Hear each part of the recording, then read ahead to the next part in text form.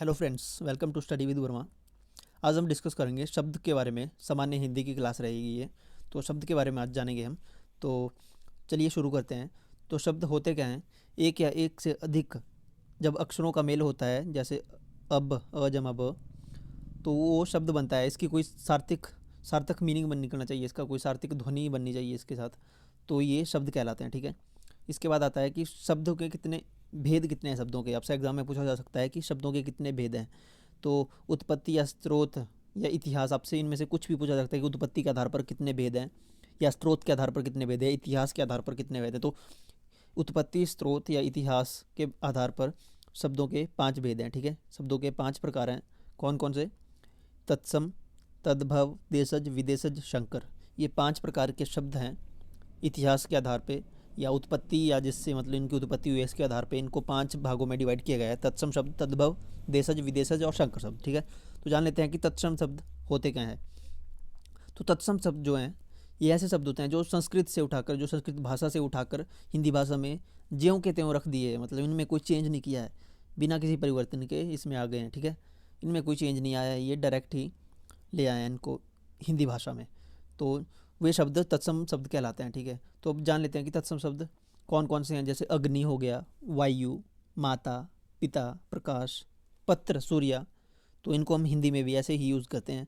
तो वे शब्द जो हिंदी में भी ऐसे ही, अभी भी वैसे ही यूज़ होते हैं, जैसे वो संस्कृत में लिखते हैं वैसे हिंदी में भी लिखते हैं उनको, तो वो तत्सम शब्द कहलाते हैं। चलिए इनके एग्जाम्पल्स देख लेते हैं, क्या क्या एग्जाम्पल्स हैं इनके। तो तत्सम शब्द में जैसे तत्सम, जैसे तिलक, संस्कृत का शब्द है ये, तो इसको तिलक है जैसे, तो हिंदी में इसको टीका बोलते हैं। तो ये संस्कृत में भी इसको तिलक ही बोलते हैं, तो हिंदी में इसको तिलक लिख लेते हैं। तुच्छ हो गया, तिक्त, तप्त या तैल। या जैसे हो गया आपका तुंड, ताम्र, तालक। ये सारे जो हैं ये तत्सम शब्द हैं, ठीक है। त्रुट, दीपक, जिसको दिया बोलते हैं हिंदी में, तो संस्कृत में भी दीपक बोलते हैं और हिंदी में भी इसको दीपक ही लिखते हैं। तो इसमें ज्यों के त्यों हिंदी में लिख रहे हैं, इसको हिंदी में यूज़ करें तो ये तत्सम शब्द कहलाते हैं, ठीक है। तो चलिए नेक्स्ट देखते हैं अब। इसके बाद आते हैं तद्भव शब्द, ठीक है। तत्सम तो हो गया कि जो संस्कृत से हिंदी में ले आए हैं और वैसे ही है, इनमें कोई चेंज नहीं। तो तद्भव शब्द क्या होते हैं, तद्भव के बारे में जान लेते हैं। दूसरे नंबर पे तद्भव। तो तद्भव शब्द कौन से होते हैं? वे शब्द जो विकृत या संस्कृत से विकृत होकर बने हैं, ठीक है। जो शब्द संस्कृत से होकर, मतलब जिनमें हिंदी में ले आए, या संस्कृत से जो शब्द प्राकृतिक या अपभ्रंश भाषा आदि से गुजरने के बाद परिवर्तित रूप में मिलते हैं, ठीक है।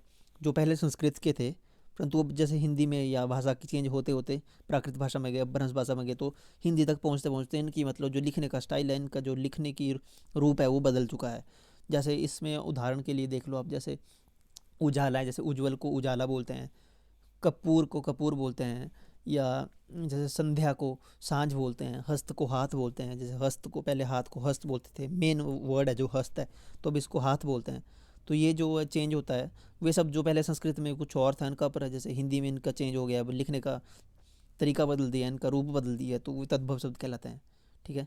जैसे तत्सम में क्ष का प्रयोग को अब हिंदी में ख बन गया उनका। जैसे जैसे क्षीर को खीर बोलते हैं, ये जो यहाँ एग्जांपल देख लेते हैं। जैसे क्षीर, क्षीर को हिंदी में खीर बोल देते हैं।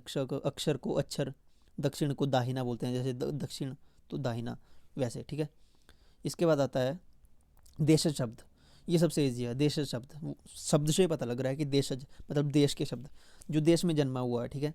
जो देश में जन्मा हुआ है, जो मतलब इसका निर्माण यहीं से हुआ, लोकल, वे शब्द जो क्षेत्रीय प्रभाव के कारण प्रचलित हो गए, ठीक है। जैसे क्षेत्रीय प्रभाव में, जैसे एरिया वाइज, जैसे थैला, ये गड़बड़, टट्टी, लोटा, टांग, ठेठ। जैसे टांग, टांग को ऐसे हिंदी में झांग बोलते हैं, जांग। लोटा, लोटा होता है। तो ये सारे देश शब्द है। थैला, गड़बड़, ये हमारी लोकेलिटी में ही बने हुए हैं शब्द, मतलब यहीं से जन्म हुए हैं, ठीक है। तो इसके बाद आते हैं विदेश शब्द। शब्द से पता लग रहा है विदेश, ये भी बहुत ईजी है कि जो शब्द विदेशों से आया है, विदेशी भाषा से आया है, विदेशी मूल के शब्द। जैसे कप्तान, ये कप्तान मतलब कैप्टन से कप्तान बना हुआ है, कैप्टन है, कैप्टन को कप्तान बोलते हैं हिंदी में। तो अस्पताल, अस्पताल है ना, अस्पताल, जैसे हॉस्पिटल को अस्पताल बन गया है, ऐसे शब्द हैं जो। तो जैसे इंग्लिश, ये विदेशी शब्द हैं सारे। कोई भी शब्द लगा लो, कप्तान, गोडाउन, लालटेन, लालटेन को लालटेन बना दिया, हॉस्पिटल को अस्पताल बना दिया, ऑफिसर का अफसर बना दिया। ये सारे शब्द हैं जो विदेशी शब्द हैं। ऐसे पढ़कर ही पता लग जाता है कि यार ये शब्द तो हिंदी का है नहीं, ठीक है। इसके बाद आता है वेरी इंपॉर्टेंट, जहाँ से एग्जाम में प्रश्न बनता ही है कि शंकर शब्द क्या होते हैं। तो शंकर शब्द वे होते हैं दो विभिन्न भाषाओं के मेल से बने शब्द को शंकर शब्द कहते हैं। मतलब दो शब्द हैं, एक शब्द है जो दो मतलब दो अक्षरों से मिलकर बना होता है, मतलब जैसे दो शब्दों से मिलकर बना होता है एक शब्द। जैसे छायादार है, तो छाया, छाया या और दार।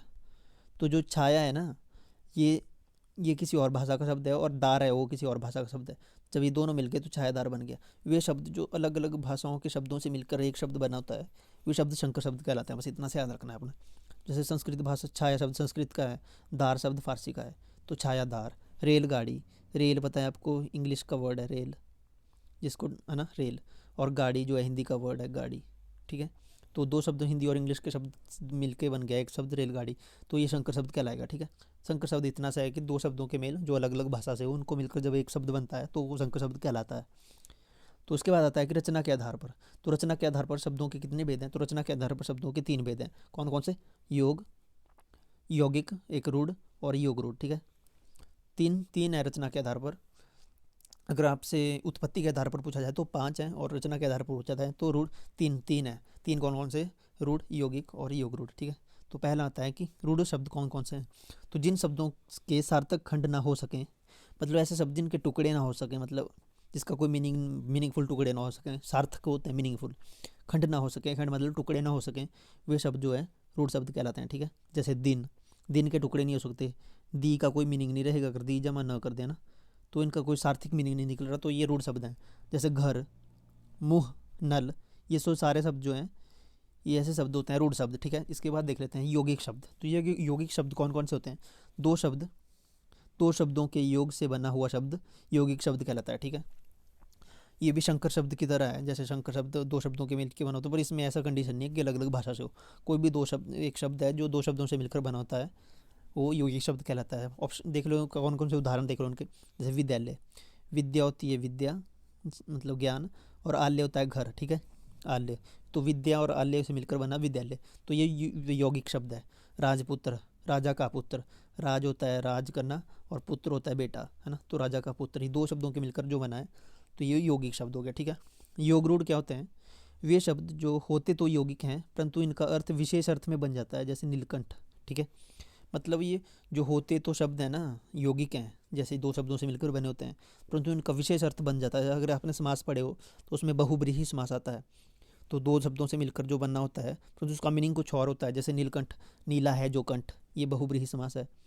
तो ये इसकी मीनिंग ये किसी और को दर्शा रहा है, किसी और वस्तु को, किसी और आदमी को दर्शा रहा है, या किसी भगवान को दर्शा रहा है ना। मतलब ये इशारा कर रहा है शिव जी की तरफ, नीला है जो जिसका कंठ, तो शिव जी मतलब, है ना। तो वे शब्द जो मतलब दो शब्दों से मिलकर तो बनते हैं परंतु इनका अर्थ कुछ और निकलता है ना, वो विशेष अर्थ बताते हैं अपना, तो वे शब्द योग रूढ़ कहलाते हैं। तो क्या बताया हमने कि आज क्या पढ़ा कि रचना के आधार पर तीन तीन भेद हैं इनके, योग, यौगिक, रूढ़ और योग रूढ़, ठीक है। तो फ्रेंड्स ये थी कुछ हिंदी के सामान्य हिंदी की एक वीडियो छोटी सी। आई होप आपको वीडियो अच्छी लगी हो। अगर आपको वीडियो अच्छी लगी तो वीडियो को लाइक कीजिए, चैनल को सब्सक्राइब जरूर कीजिएगा। हाँ दोस्तों, चैनल को सब्सक्राइब जरूर कीजिएगा, और अगर आपको वीडियो अच्छी लगी तो कमेंट जरूर कीजिएगा। एंड मिलते हैं नेक्स्ट वीडियो में। और हाँ, अगर आपको पूरी प्लेलिस्ट देखनी है वीडियोज़ की तो आप प्लेलिस्ट में जाइए, लिंक डिस्क्रिप्शन में मिलेगा आपको। तो मिलते हैं नेक्स्ट वीडियो में, तब तक के लिए टेक केयर।